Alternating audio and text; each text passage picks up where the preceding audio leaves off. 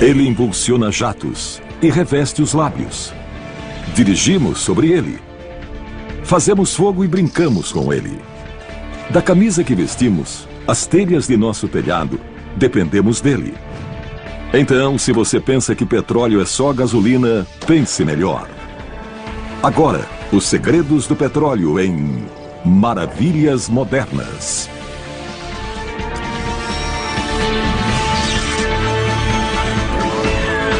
Maravilhas Modernas. Você ouviu bem. O mundo como o conhecemos está chegando ao fim. Suprimento incerto e demanda crescente tornaram o petróleo barato uma coisa do passado. Mas preços mais altos na bomba de gasolina não são o único impacto a longo prazo. Você pode não se dar conta, mas o primeiro segredo do petróleo é simples. Ele está em toda parte. Podemos falar do asfalto à aspirina, de cosméticos a computadores, de capacetes a válvulas cardíacas, de vidro blindado a cortina de chuveiro, de guarda-chuva a embalagens e tudo o mais. Óleo lubrifica nossas máquinas, nossas armas e até nossa pele. Ele agrega materiais em estradas e casas. E provê materiais químicos para a fabricação de plásticos, borracha e fibras sintéticas. Olhe à sua volta. 30% dos televisores são feitos de materiais derivados de petróleo. Pelo menos 50% de seu tênis. Quase 100% de sua roupa de exercício. E também o detergente usado para lavar isso tudo. Lentes de contato também. Escova de dente idem. Mas espere. Ele disse que aspirina era feita de petróleo? A aspirina e muitos outros produtos farmacêuticos têm petróleo por base, como drogas contra o câncer. E poucos sabem que a indústria petroquímica fornece muitos materiais de construção. Há um século, nada disso era verdade. Naquele tempo, a borracha vinha de árvores. Os plásticos não eram conhecidos. E nosso maior meio de transporte exigia que se carregassem toneladas de carvão. Mas surgiu o motor a combustão. Nossa mobilidade aumentou e o petróleo se tornou rei. Toda a nossa sociedade amadureceu no conceito desse material fantástico, disponível a baixo custo, que pode ser entregue à nossa porta. E dos últimos 100 anos, gastamos 50 criando novos usos dessa grande matéria-prima. Gás natural, petróleo bruto e fazendo acontecer muita coisa mágica. Um barril de petróleo bruto equivale a 160 litros e os americanos consomem 20 milhões deles por dia.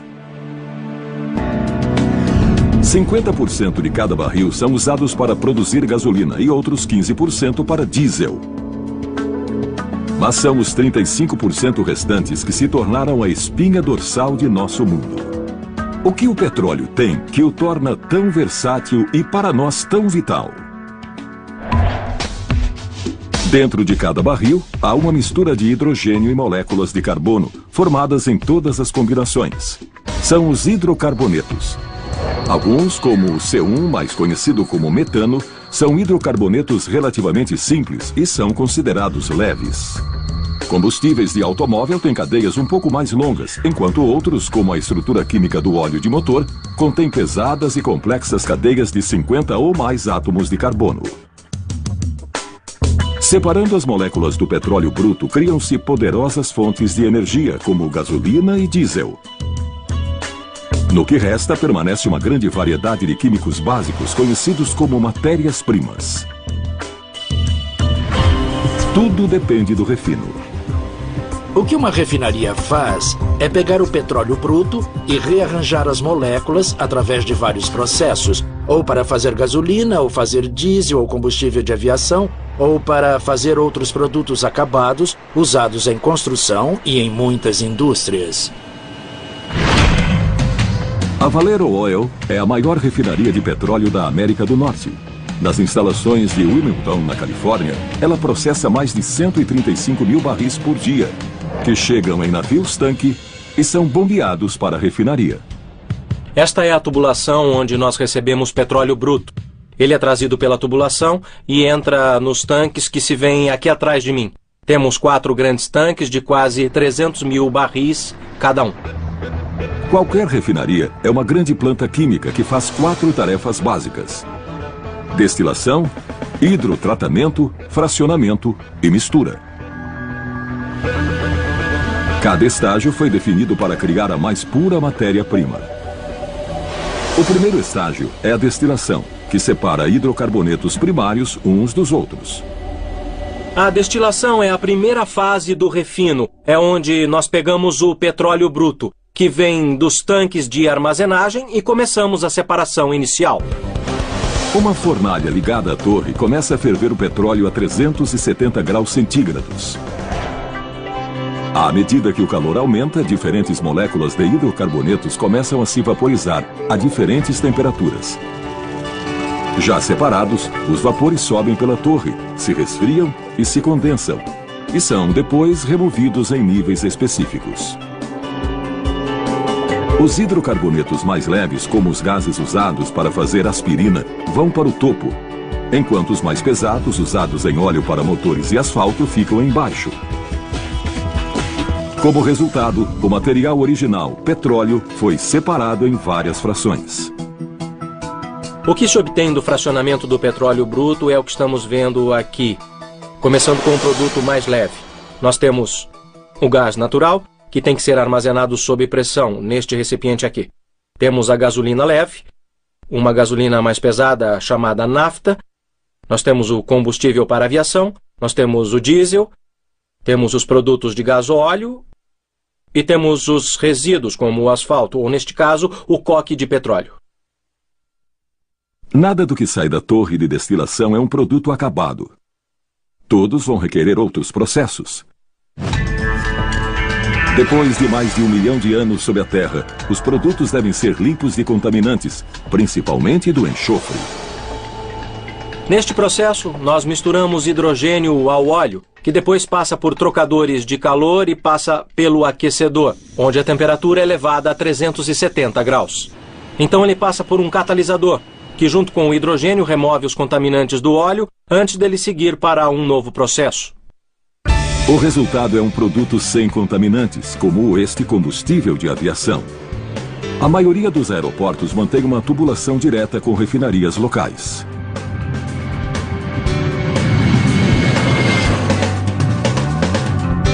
Quanto ao enxofre removido, ele é coletado e vendido como o ingrediente principal de fertilizantes agrícolas, ou para manufaturas de pneus, ou de extintores, e até de explosivos. Mas nem toda fração está pronta ainda. E algumas precisam até de uma remodelação atômica. O fracionamento quebra hidrocarbonetos grandes e complexos em menores e mais simples que, por sua vez, se tornam um produto acabado. Isso pode ser feito diretamente com muito calor ou em combinação com catalisadores químicos. Este é o tipo de catalisador que nós usamos, é quase um líquido. O que nós fazemos é misturar o catalisador a uma alta temperatura, ou seja, mais de 700 graus.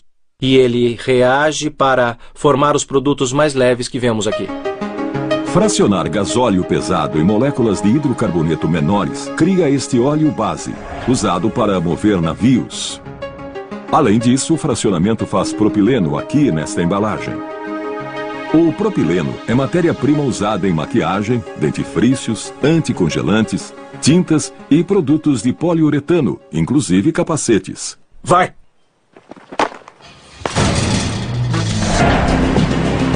Nenhuma refinaria nova foi construída nos Estados Unidos desde 1974. Só aumentando sua eficiência, as refinarias puderam atender a crescente demanda. Nós não jogamos nada fora. O barril de petróleo bruto é um recurso valioso demais para não tentarmos tirar tudo o que podemos dele. Tratamos de usar 100% do barril. Através de sua história, a indústria usou descobertas casuais para fazer produtos úteis de algo que parecia lixo. A cera que saía do uso das brocas de perfuração muitas vezes obstruía os mecanismos. Ao ver que os trabalhadores usavam a cera como bálsamo para cortes, o químico Robert Chesbrough começou a brincar com ela. E mais tarde, chamou o novo produto de vaselina. Com outra origem, hoje em dia um pote de vaselina é vendido a cada 39 segundos, como um subproduto do refino de lubrificantes de petróleo. O coque de petróleo, um resíduo que sobra depois que se retiram outros fracionamentos, foi dado como inútil, até que foi usado em metalurgia como combustível de fornalhas. O lixo é um recurso. Começaram a procurar e acharam usos para os vários subprodutos que foram criados no processo de refino. Em 1910, o proprietário de um Ford T pediu ao cientista Walter Snelling que examinasse os vapores do escapamento de seu carro. 2 anos depois, Snelling patenteou sua nova descoberta: o propano. Propano é desses combustíveis que ninguém sabe o que está fazendo. É um subproduto.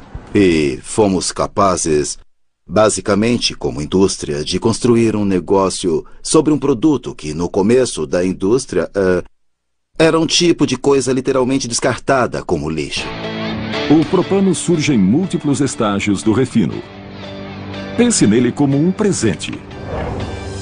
É um hidrocarboneto rico em energia. Tem 2,75 vezes mais hidrogênio por molécula do que o gás natural.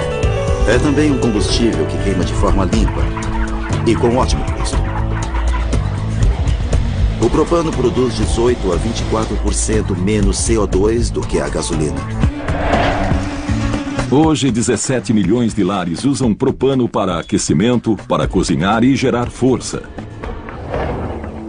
Fazendas orgânicas usam o calor do propano para secar sementes nos campos e para desinfetar currais sem o uso de químicos. E mais de 50 milhões de lares usam propano para acender a churrasqueira. Imaginem que 2% de todo o mercado de energia são usados por mais de 50 milhões de pessoas só para o churrasco. Portabilidade sempre foi uma grande vantagem do petróleo e seus derivados. Comparado ao carvão, por exemplo, é um recurso fácil de movimentar. O petróleo é muito versátil. E um dado-chave é que se trata de um líquido, o que o torna facilmente transportável. O propano não é exceção. Os fabricantes colocam o gás sob pressão, o que o faz se tornar líquido e o torna 270 vezes mais compacto. Por que pode ser guardado como líquido e consumido como gás? Pode-se obter muitas opções em termos de aplicações. Pode parecer um contrassenso, de certa forma, mas essa é uma das propriedades peculiares do propano. Pode ser um líquido e pode ser usado como gás também. Só quando a válvula do tanque é aberta e a pressão interna é normalizada, o propano líquido volta à sua forma original de gás e está pronto para uso. O propano é o combustível alternativo mais utilizado para automóveis. Existem mais de 11 milhões de veículos que rodam com propano todos os dias. Aqui nos Estados Unidos, quem já esteve em Las Vegas e tomou um táxi do aeroporto para o hotel, andou num táxi movido a propano. Se você pensa que o petróleo se atém a isso, responda. O que banheiras, isopor para embalagens e depósitos de armas ultra-secretos têm em comum? Uma palavra: plásticos. O subproduto mais prolífico do petróleo. As refinarias americanas processam mais de 6 bilhões de barris de petróleo por ano. Mas há um fato surpreendente: de menos de 5% disso, saem mais de 45 milhões de toneladas de plásticos. É mais plástico do que a soma do peso de cada homem, mulher e criança dos Estados Unidos. O plástico é o mais abundante produto acabado do petróleo. Não vivemos sem ele, mas ele está ficando caro. Mesmo algo simples como um copo de papel tem sua funcionalidade no revestimento plástico interno, porque se não fosse isso, o líquido seria derramado, porque o plástico mantém o líquido dentro do copo e viabiliza o uso do copo de papel. O plástico é feito de químicos chamados monômeros, que vêm dos gases coletados no refino do petróleo e do gás natural. Como outras frações, esses gases também são fracionados em hidrocarbonetos menores, as matérias-primas químicas. Com 7 matérias-primas básicas, incluindo o etileno, o propileno e o benzeno, se fazem quase todos os plásticos produzidos no mundo. O nylon é um exemplo em que podemos mostrar como isso é feito. Nós estamos pegando um diácido e agora vamos adicionar uma diamina. E da interface desses dois químicos, os dois derivados do petróleo, vamos obter o nylon. Por ano, 3,5 milhões de toneladas de nylon produzem desde meias a paraquedas. Mas o nylon não é o único a ter muitos usos. Quase todos os plásticos podem ser formados e moldados de infinitas formas. É o que o torna tão valioso. Muita gente acha que plástico sempre foi barato, mas isso não é verdade. Por muito tempo, plásticos foram mais caros do que metais. A parte que é barata é a produção de tantos tipos de coisas. A Spartek Plastics é uma fábrica internacional de materiais plásticos, com produção anual de mais de 770 mil toneladas. Seus materiais são encontrados em tudo, de embalagens de alimentos a máquinas de bronzear e a vidros blindados.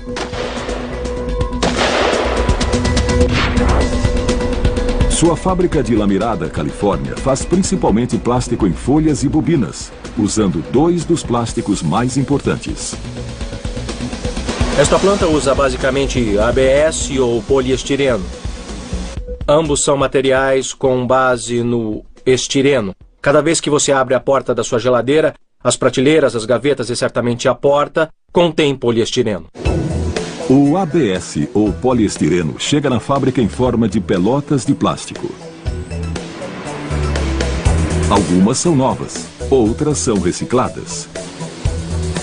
Mangueiras de ar conduzem as pelotas pela fábrica até que chegam ao extrusor, o coração das operações. No extrusor aquecido, há um longo parafuso sem fim que gira constantemente empurrando as pelotas plásticas até a outra extremidade. À medida que as pelotas se comprimem e se atritam, a fricção cria calor. E isso derrete o plástico. A pasta é então empurrada através de rolos e forma uma folha de plástico que passa por uma série de cilindros. Pode até parecer muito simples, mas tem muita geometria e muitos cálculos no desenho desse parafuso. E muito do resultado decorre de simples tentativa e erro. Esta bobina será usada em várias embalagens.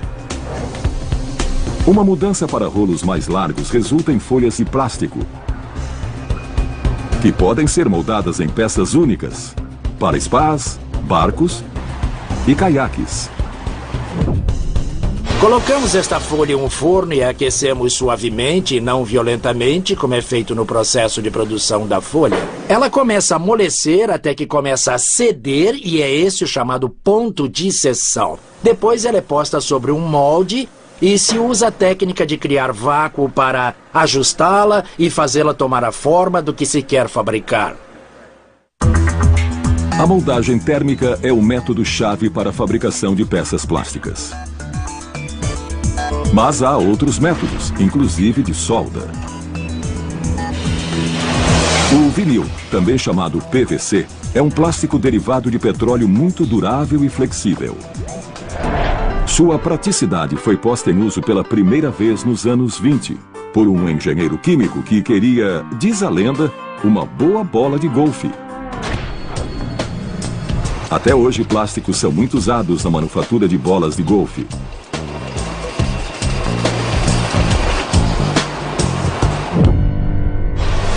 E as vantagens do PVC se espalharam pela área industrial, da saúde e militar. Desde 1997, os militares americanos destruíram 55% do arsenal de armas químicas da Guerra Fria. Mas ainda faltam 14 mil toneladas. Em um ambiente cheio de agentes mortais como o gás sarin, a roupa de proteção de quem trabalha aqui significa a diferença entre a vida e a morte. A Vinyl Technology fabrica mais de 130 mil dessas vitais roupas de vinil. A roupa é praticamente 99% material plástico. O visor é de material de carros, de para-brisa de carros conversíveis. Tudo o mais é uma liga de filmes de plástico, especialmente desenvolvida para proteção contra agentes químicos, feita para tornar a roupa impermeável ao agente e para dar ao trabalhador o maior tempo possível de trabalho. Não há partes costuradas ou grampeadas nos trajes. Ao invés disso, as partes são soldadas usando radiofrequência ultra alta para fundir os materiais. Se você olhar, vai ver algumas soldas que dão a volta do perímetro do visor, soldando o vinil à liga, que é um material branco. Todas as juntas são extremamente limpas e estão do lado de fora para conforto de quem usa o traje. Os trajes só são terminados quando os trabalhadores os vestem. Quando o trabalhador se prepara para entrar, veste a roupa e só então é fisicamente isolado ou soldado dentro dela, com máquinas similares às usadas no processo de fabricação. O trabalhador fica isolado, faz seu trabalho, a roupa é cortada para ele sair e é descartada em seguida. O petróleo é eficiente para manter isolamento de químicos mortais. Mas o que acontece se o engolirmos por engano? E há grande chance de já termos engolido. 9 da noite, por History. Quando falamos de algo grande, dificilmente haverá maior do que o transportador de esteiras, um veículo que leva o ônibus espacial de um ponto a outro. É difícil imaginar o que esse mastodonte de 2.700 toneladas tem em comum com um relógio de pulso. Mas apesar da diferença de tamanhos, em seus interiores as duas máquinas têm muitas partes móveis. E seja pesando 1 tonelada ou 1 micron, partes móveis precisam de lubrificantes derivados de petróleo. Um lubrificante é desenhado para fazer duas coisas básicas. Uma é evitar o desgaste, e a outra é que partes móveis sempre geram calor. E a lubrificação consiste em extrair esse calor e impedir que as superfícies se atritem.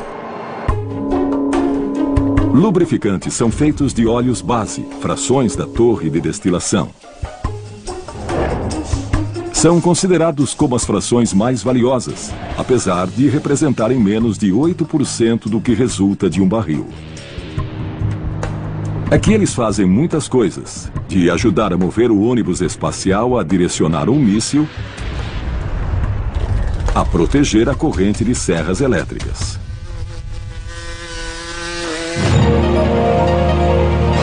Fabricantes de lubrificantes especiais recebem óleos base de refinarias de todo o país e os misturam para criar mais de 1.000 diferentes lubrificantes.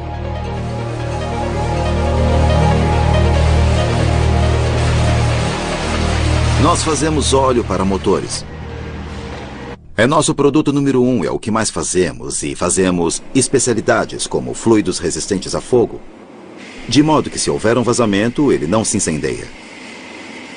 Nós também fazemos óleos usados em comandos hidráulicos de navios, que movem lemes, baterias de mísseis ou armas. E também óleo de catapulta de porta-aviões para lançar aviões.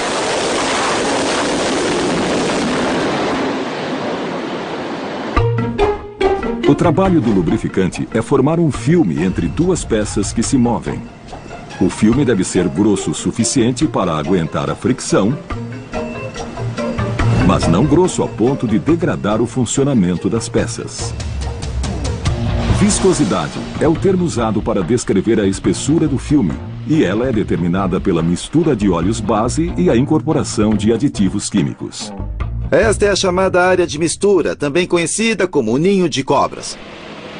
É aqui que pegamos e misturamos as matérias-primas. Alguns produtos são fáceis, usam 2 ingredientes. Outros são mais complicados, usam 20 ingredientes. Alguns líquidos, outros sólidos. É aqui que ganhamos dinheiro ou perdemos. O que dá errado aqui, sai muito caro. Um dos aditivos é ele mesmo derivado de petróleo e é usado para fazer óleo automotivo usado no inverno. Chama-se aumentador de índice de viscosidade e vem em blocos de 22 quilos. Mas observem, ele não é sólido. É um fluido a frio. Se o deixarmos aqui desembalado, quando vermos amanhã de manhã, ele terá se derramado no chão. Parece sólido, mas ainda é um líquido. Um líquido muito grosso e viscoso. O material é picado, aquecido e misturado ao óleo do motor para garantir que ele continue fluido em qualquer estação. Como é uma substância que nos permite usar o mesmo óleo no inverno e também no verão, ela se expande muito rapidamente.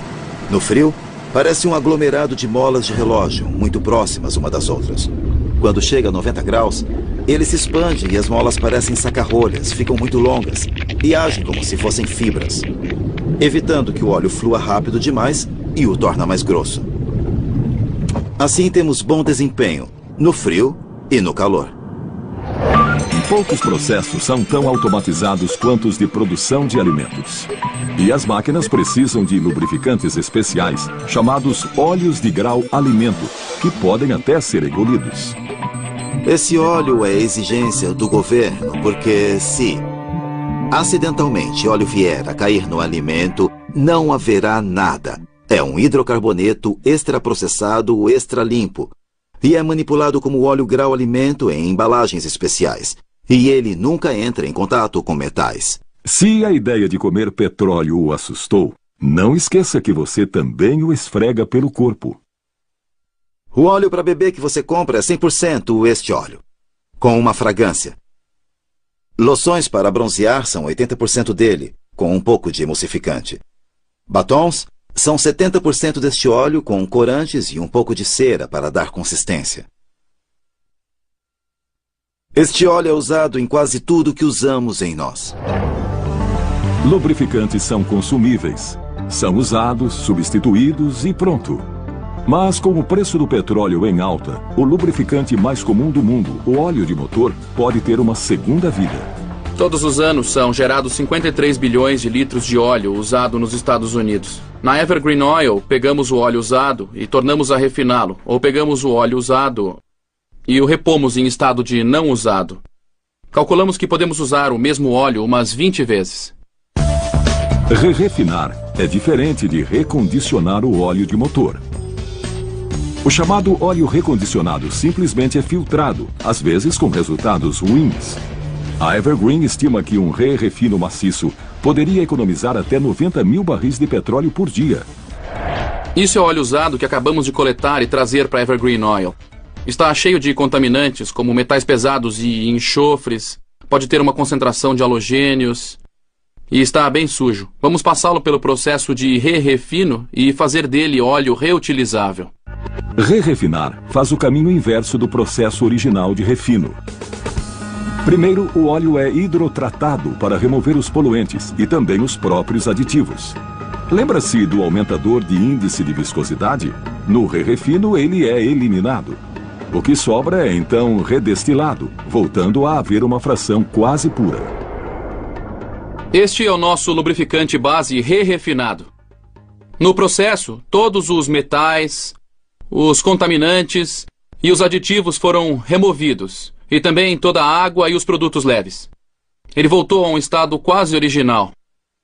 Isto é tão bom quanto o original. A Evergreen processa mais de 53 milhões de litros de óleo usado por ano. Para refinar óleo usado, gasta-se metade da energia necessária para refinar petróleo bruto. Sem dúvida, não é só um bom negócio, é bom para o ambiente também. Mas óleo de motor não é o único produto reciclado quando usamos uma estrada. Há outro, muito importante.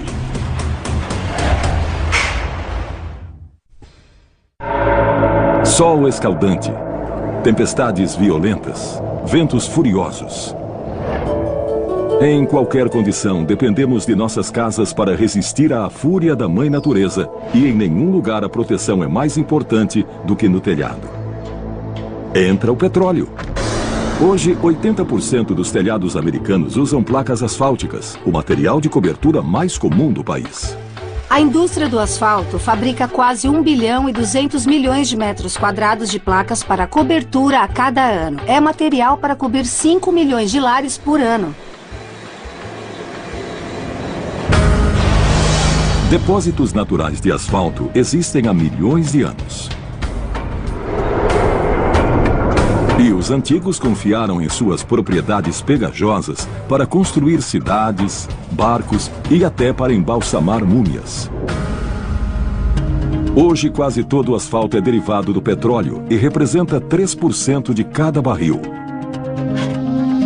É o líquido escuro e denso que sobra depois que os hidrocarbonetos mais leves foram removidos. A fábrica de telhas asfálticas da Owens Corning, em Compton, Califórnia, processa mais de 110 toneladas de asfalto líquido por dia. Aqui o asfalto entra em nossa fábrica. Ele vem em caminhões.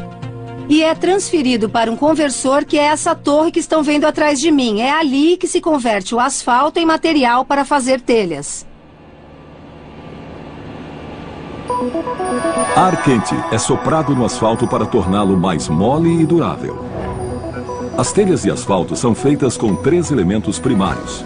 Uma manta sintética feita de papel ou fibra de vidro, de grânulos minerais e, finalmente, de asfalto recém-soprado. Atrás de mim está o revestidor. É aqui que o asfalto e a manta de vidro são agregados. O asfalto reveste a manta de fibra de vidro, tanto em cima quanto embaixo. Pode-se ver que há um excesso de asfalto que não reveste completamente a manta, mas esse material é reciclado e remisturado, e não há nenhum desperdício nesse processo. Através de importantes avanços tecnológicos na manta de fibra de vidro, reduzimos a quantidade de asfalto, mantendo o alto desempenho das placas asfálticas nos telhados. Grânulos revestem a parte superior da placa asfáltica. Usam-se várias cores para oferecer ao comprador alternativas estéticas, mas eles também têm impacto prático de refletir raios ultravioletas e reduzir o calor. Agregados os materiais, as placas são esfriadas, depois cortadas e acabadas para satisfazer diferentes mercados. Estamos no final da linha. Esta é uma placa ou telha asfáltica acabada. Podemos ver o asfalto, a manta interna, os glânulos impregnados. Tudo agregado em um produto acabado. Do outro lado, vemos o material de acabamento. Uma tira adesiva para cada placa se fixar a outra no telhado e uma camada de material que impede que uma placa cole na outra na embalagem antes de ser instalada. Hoje, as telhas representam menos de 15% do asfalto que sai da refinaria. Menor quantidade ainda vai para estruturas de construção à prova d'água, como quebra-mares e diques. E para onde vai o resto? Para perto de nós, sob nossos pés. Há 6,5 milhões de quilômetros de estradas nos Estados Unidos, 94% deles de pavimentação asfaltada. A Vulcan Asphalt produz mais de 500 toneladas de material de pavimentação por hora. Nada disso seria possível sem petróleo. Temos de usar o asfalto como aglutinante para segurar o material conglomerado e nos dar a compactação necessária e ajuda a garantir a solidez da pavimentação. É um ingrediente muito importante.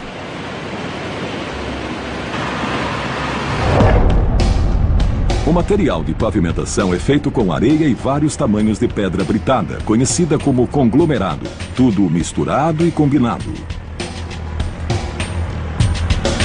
Como se vê, são vários tamanhos, pedra de 1,5 cm, de 2 centímetros, areia. São os vários tamanhos que usamos na mistura.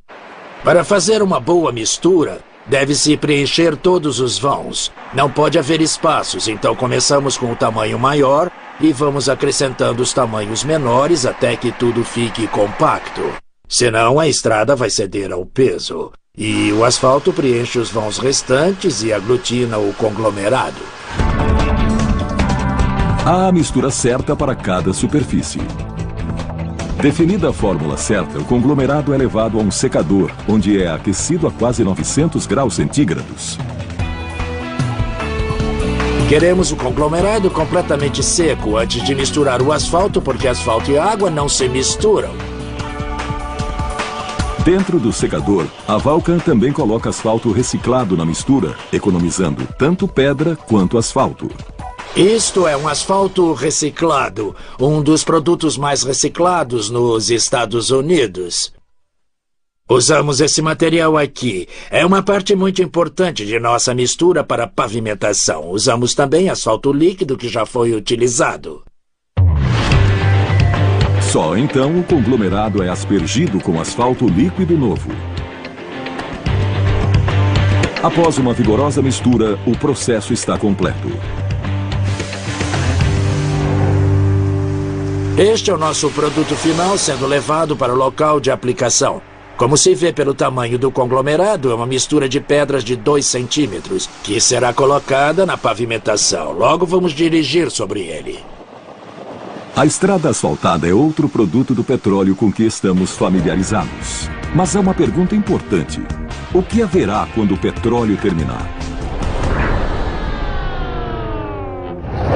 History.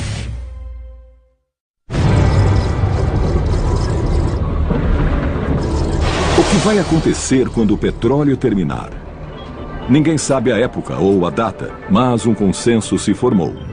Se a demanda crescer, o fornecimento vai diminuir até que um dia o petróleo bruto vai desaparecer como recurso natural primário. Melhor será nos prepararmos.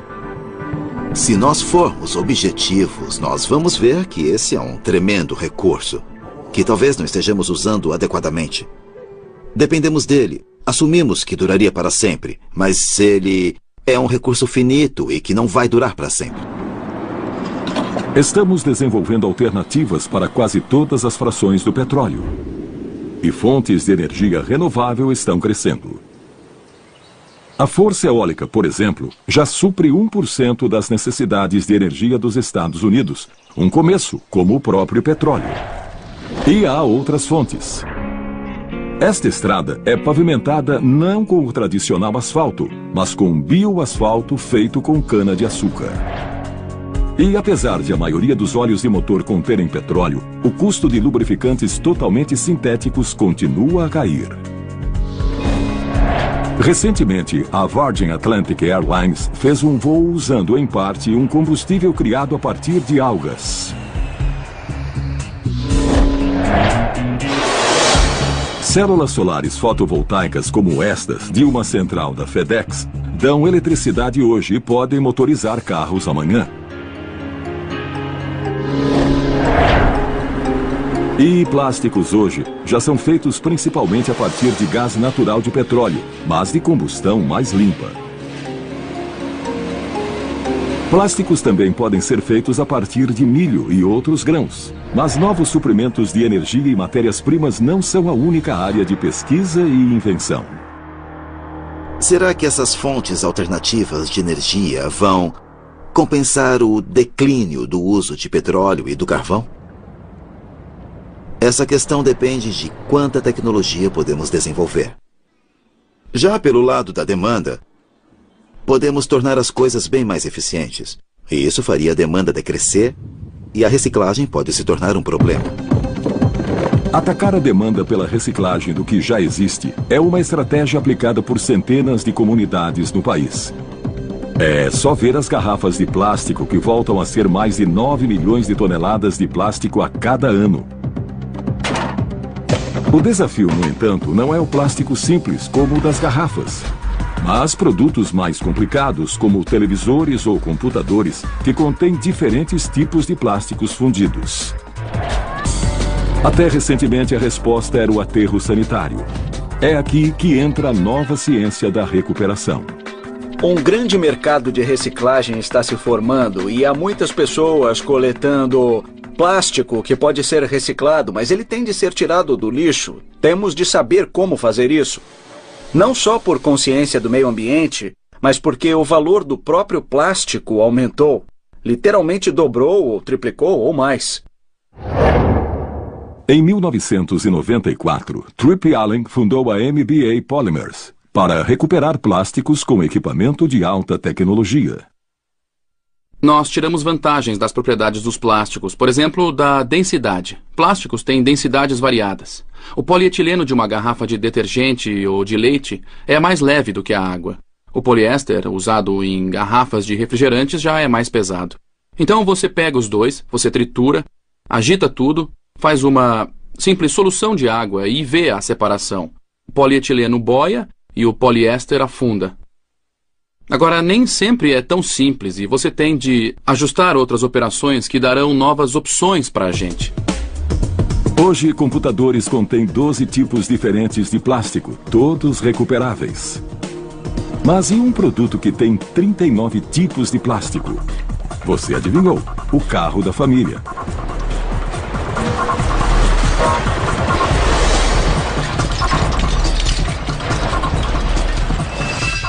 Isto é o que sobrou do carro da família. Quando é triturado, tiram o aço e vários metais não ferrosos e deixam um material que chamam resíduo automotivo. Isso contém de tudo, desde lanternas e seu suporte até pedras e tapetes, uma mistura de materiais. Esses restos são mandados para o lixo. Isto não tem o cheiro ruim de lixo, então usam isto para cobrir o lixo normal. Parece ser o fim da linha. Mas, como um bom explorador, Allen vê ouro nesses montes de lixo. Este veículo usa grande número de tecnologias que, em sua maioria, são oriundas de ideias da indústria de mineração. A Califórnia foi fundada na corrida do ouro, e minerar ouro nada mais é do que catar pepitas brilhantes no meio de uma montanha de outras pedras. O processo começa com o resíduo automotivo passando por uma série de ímãs para remover qualquer partícula metálica. Depois, ele entra em uma série de ciclones ou redemoinhos de água que intensificam a separação por afundamento ou por flutuação dos diferentes plásticos e outros elementos. Separando tudo pela velocidade com que afunda ou flutua, podemos criar inúmeros produtos só usando água. Há muito aço e materiais não ferrosos. Mas há também grande variedade de plásticos que podem voltar diretamente para bens de consumo. Ainda em fase de protótipo, o potencial desse sistema de ciclone móvel está muito claro. E seu uso pode muito bem ser estendido a desafios maiores, como os próprios aterros sanitários. Por enquanto, ele é um lembrete de que em um mundo muito impactado pelo petróleo, a inovação e a invenção também são segredos que não devem ser esquecidos.